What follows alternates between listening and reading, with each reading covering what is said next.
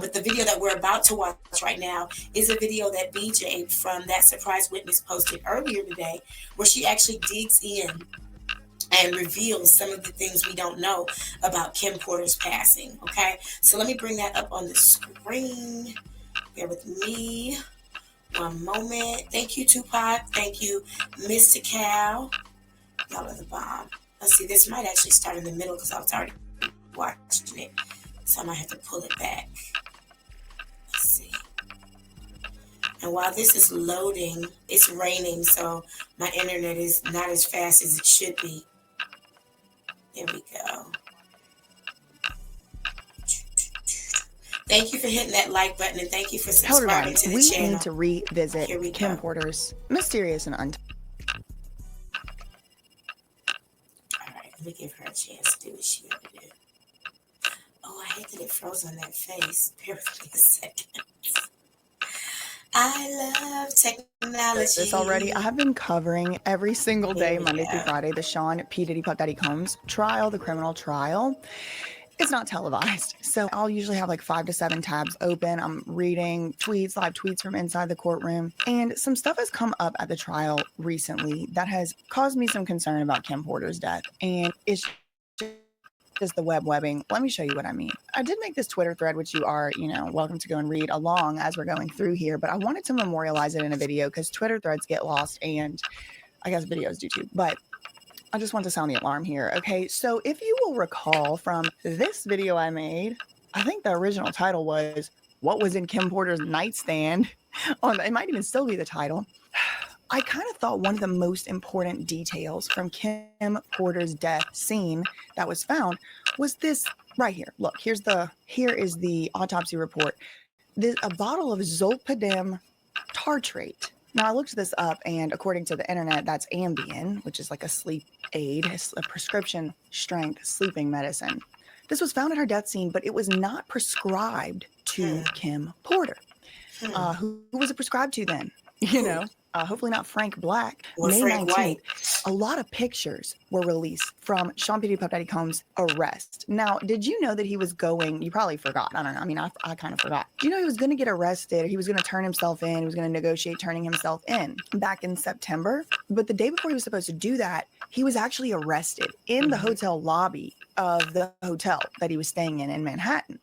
So there was this Department of Homeland Security investigations officer that did testify at Diddy's trial about what she found. And we'll put some pictures in right here of different things they found. One of the things they found was a bottle of medication. They found a few bottles of medication, but they did find one specific bottle of clonazepam prescribed to the name Frank Black. Now, in and of itself, who cares? But Cassie Ventura had actually testified that Diddy went by the name Frank Black in his aliases. Like, she actually had him in her phone as Frank Black. So this is all stuff that I already told you about previous, right? The whole nightstand, Kim Porter, Ambien that wasn't prescribed to her thing, right? All these evidence pictures get released, and one of these things that gets released is this picture right here, a pill bottle, and it's prescribed to Frank Black. It's clonazepam, which is a benzodiazepine, sort of similar to Xanax or something like that. But it's just like right on there, it says, "Do not take with Ambien." Well, Ambien has also made an appearance at the Diddy trial already, because Cassie, when she was on the stand, they used this text message exchange between her and Diddy. I think it was from like maybe 2009. It was earlier on in their relationship, right as Diddy was asking her to be doing these freak offs for the first time and stuff like that. Like, she had been doing them kind of, she admits, willingly. But then she started to maybe feel like she didn't really like doing them. She started to feel maybe a little bit used, as well as if she was going to have to do these freak offs, she wanted to be treated more like, a girlfriend. Apparently she was very jealous of Kim Porter, making this full circle. And she was going to tell Diddy, apparently, in this text message exchange, she was going to say something like, I don't want to do the freak offs anymore. She was like, "Let's talk tomorrow. I got something to talk to you about."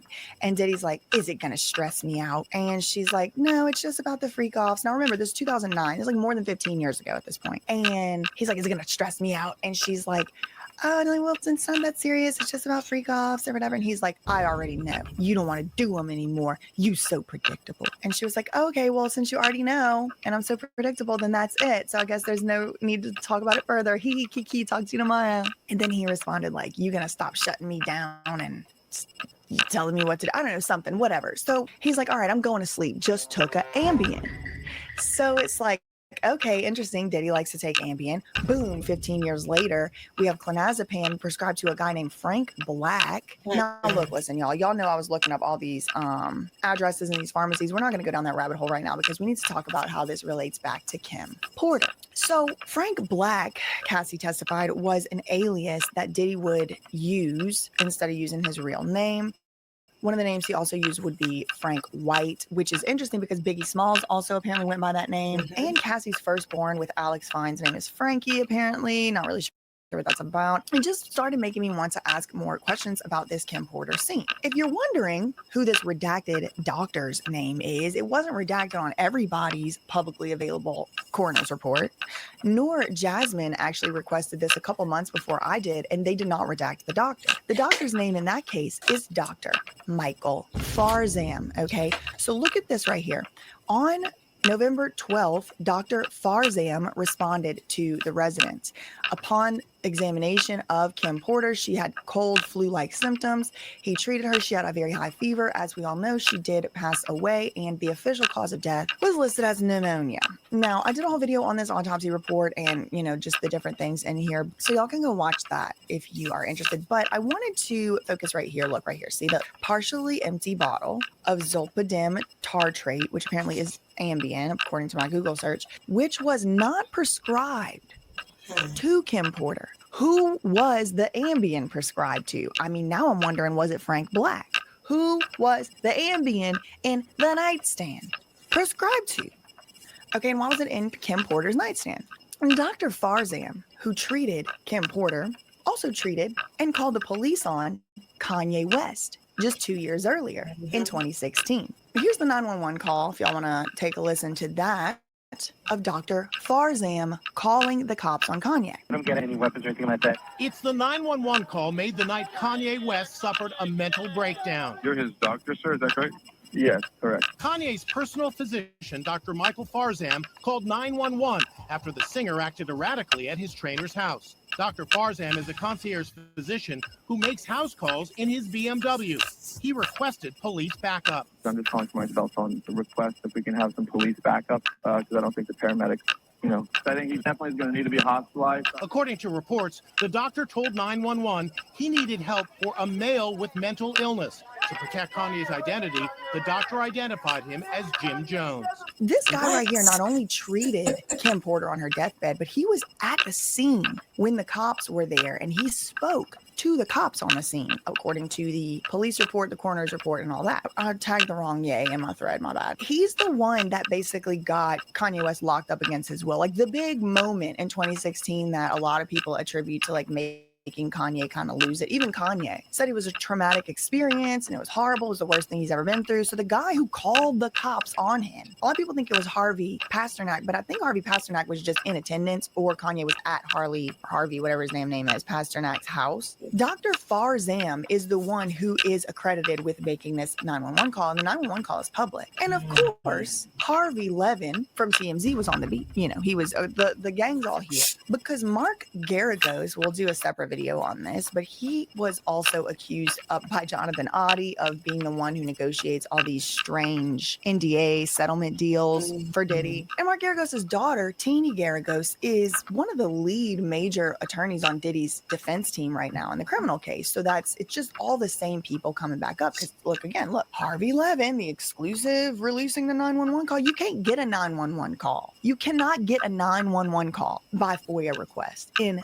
Los Angeles. I have tried. How does Harvey Levin get them? Girl, your guess is as good as mine. This is Dr. Farzam's website. And look, listen, it looks a bit sketchy. It looks a bit shady. House call Dr. LA. So just to reiterate, the same doctor who prescribed medications to Kanye and had him institutionalized in 2016 is the same doctor who treated Kim Porter on her deathbed. Now, Cassie did testify in her testimony that Diddy had doctors that would prescribe this stuff. Also, there were dealers. But Cassie said not only were they doing the illicit substances from off the street, they were doing, she claims, prescribed medications as well. And she said that her and Diddy were both addicted to substances. So when Kanye West left his forced hospitalization in 2016, he was accompanied by his then wife, Kim Kardashian, and Michael Farzam. Okay, so this guy is around. I guess playtime with the kids was never the same after that.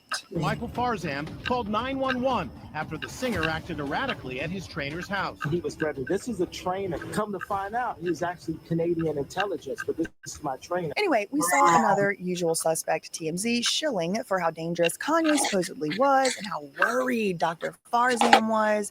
And this doctor's the one who treated Kim Porter on her deathbed. So speaking of Kanye West and Kim Porter and Kim Kardashian, Corey Gamble was also at Kim Porter's death scene. Here's a picture of that.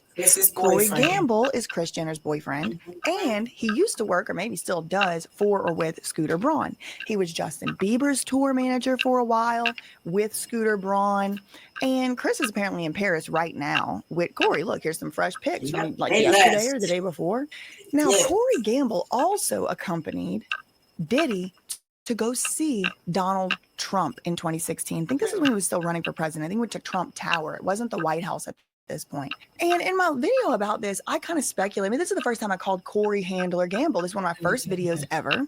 And it was like the failed conservatorship of Kanye West, because I believe they were trying to lock him up, use his name and likeness, use his kids against him, whatever they needed to do. He claimed in 2020 that they were trying to fly in and lock him up with a conservatorship with 2 doctors and all this stuff. Was Dr. Farzam one of them? Who knows? Possibly at this rate. So again, it does just sort of start to bring to mind a lot of the things that used to be considered conspiracy theories, that celebrities are being set up, sabotaged, locked up, drugged forcibly, drugged voluntarily, hooked on drugs. And then again, I don't know, should we make a whole separate video revisiting the Versace bag? Also, side note, what is the deal with this bag? I don't know. I mean, I don't think Lou Taylor had her money yet, so I don't know why they're always just carrying this bag. And when she's not carrying it, one of these producers who I never heard a song he produced with her one time in my life, so I don't know if that's even true. I don't know what this bag is about. Maybe she just likes her bag. I don't know. Should we make a whole video revisiting the Versace bag? Because they keep bringing up this Louis Vuitton bag, and that's the Meds bag. Others had brought up the Prada bag. And it just makes me rethink again about the faecalis bacterium, all these bacterias, one called literally feces is in the name. I mean, faecalis, so Latin, but F-A-E-E-A, whatever, that were found in Kim Porter's bloodstream. Now, I have had doctors, nurses, people in the medical field tell me that is totally normal. The bowels can, leak into the system, this, that, and the other, whenever somebody, passes away. But the last time I checked, I'm certainly not a biologist, but the last time I checked, when you die, your heart isn't pumping blood through your body anymore. So if they're taking a blood sample from one part of your body that isn't your intestines, I'm not sure how it leaking into your body would get it up to your heart or would get it up to the blood ain't pumping. Then people have said, well, maybe she had some type of infection, like a sepsis, and it was leaking into her bloodstream, but it's like faecalis. Then somebody told me that there was an episode of Scandal where somebody was injected with E. coli. So girl, I don't know. It was Empire. Was it Scandal? And 2018 is the year Kim Porter died, and everything hit the fan in 2018. Jonathan Oddie did the Trump Hotel thing in 2018 with the interrogation where he said he was a slave for Diddy and Cassie. 2018, Kim Porter passed away. 2018, Cassie broke up with Diddy. 2018, Cassie met her now husband, Alex Fine, and it apparently got pregnant pretty much that year as well. Maybe she got pregnant in 2019. She got married that year too, but she was very pregnant when she got married. So a lot of stuff seems to have hit the fan in 2018. Kim Porter, rest in peace. I hope they can, I don't know. I just want to say the official cause of death was determined to be natural causes. She died from pneumonia. But I wouldn't, discourage authorities from reopening the Kim Porter death scene. Who was this prescription Ambien prescribed to? Was it Frank Black? I have questions. That's all I really had for this one. In the meantime, facts ain't defamation. Neither are opinions, neither is speculations. Everybody is innocent until proven guilty. Love you, meaning, okay, bye. Yeah, that is crazy. I find it, I'm grateful to, thank you, BJ, for doing that deep dive into those things. I do want to take a look at that video at some point that she made on what was in Kim Porter's nightstand, because from what it sounds like, it was an interesting